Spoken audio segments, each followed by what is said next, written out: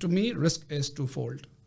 Like one is downside risk, that what if I lose money, I lose the capital. So that's a downside risk that we need to avoid. But then at the same time, there's upside risk.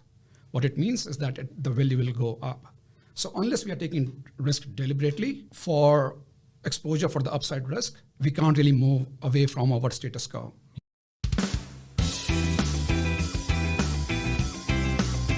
I've always thought about the risk and returns goes hand in hand. We just can't really have an eye on the expected return that this will, what a property investing can do for me, without really thinking about the downsides or the what if scenarios. Now, the challenge is that in the industry, not many people actually talk about the risks or things going wrong very openly.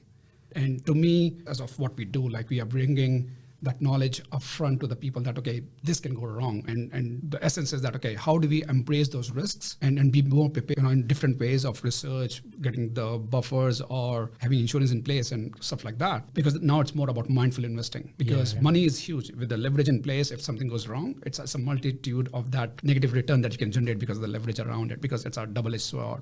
So what we have talked about is, this is my philosophy as well, because in IT industry, I was actually a project manager. And what we always have talked about is that what can go wrong? How can we prepare beforehand for that? And I was looking at that research and I couldn't really find much of an article or anything. So for that reason, we came up with an ebook on the risks in investing in property, because the whole idea was that one should be much more informed. Now, lots of people talk about fear. Either we can ignore them altogether and go blind, or we just get stuck with that, oh, these are so many risks, I can't really take it.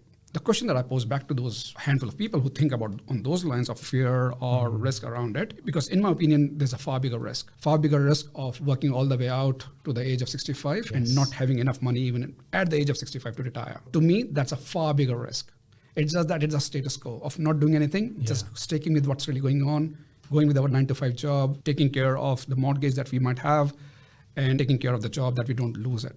To me, that's a very stressful environment as well. Like there's a mortgage, you can't really miss out on maybe chilling the status quo in the office, like the risk of losing a job altogether, compared to taking those risks, embracing the risk in investing, appreciating it, and not taking shortcuts as well. Because every risk in property investing, the way I look at it, can be embraced or mitigated or curtailed. And it's not speculation. I mean, it's in the speculation that we have to take risks. But having said that, we can take a lot more informed decision. If we take a very logical, rational research path to that investing, like why we think it should be growing in value. So there's a difference between speculating and investing. Speculating is like, I just make an offer or I just make a call and time will tell. Versus that, okay, I really know what's really going on with the markets, what are the long-term supply and demand equation looking like, and then exposing or putting ourselves in a position to take a benefit of it. To me, risk is twofold.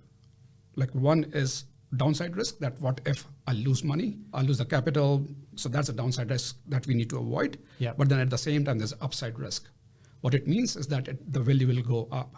So unless we are taking risk deliberately for exposure for the upside risk, we can't really move away from our status quo. So the point I'm trying to make is that we can contain our downside risks and expose ourselves for the upside risks. So it comes down to the education and the information and due diligence and research effectively.